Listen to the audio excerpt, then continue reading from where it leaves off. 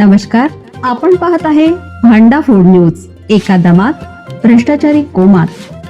Social media, कर्जबाजारी, गुन्हेगारी, सट्टेबाजी, चोरी, मटका, जुगार, दारू, सावकारशाही, न्यायाच्या प्रतीक्षेत प्रशासन. भांडा फूड न्यूज. एका दमात भ्रष्टाचारी कोमात. शिंदेच्या या खासदाराला 100% मंत्रीपद. मोदींच्या मंत्रिमंडळात थेट विधानाने चर्चेला उधाण. लवकरच केंद्रीय मंत्रिमंडळाचा विस्तार होण्याची शक्यता आहे. पडद्यामागे तशा हालचाली सुरू असल्याचे बोललं जात आहे.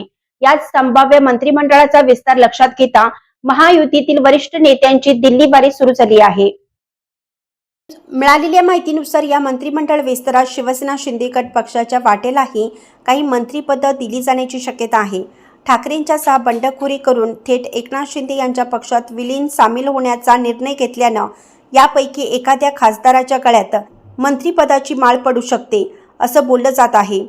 याबाबत वेगवेगळ्या चर्चांना उधाण आलेलं असतानाच आता बंडखोर खासदारांपैकी एका खासदाराने मला मंत्रिपद मिळेल असे 100% वाटते असे विधान केले आहे. त्यांच्या या विधानानंतर राजकीय वर्तुळात एकच चर्चा रंगली आहे. दरम्यान केंद्रीय मंत्रिमंडळ विस्तारादरम्यान बरेच मोठे आणि महत्त्वाचे फेरबदल होण्याची शक्यता आहे. महाराष्ट्रातील काही खासदारांना केंद्रात मंत्रिपद दिलं जाऊ शकतं असं बोललं जातंय.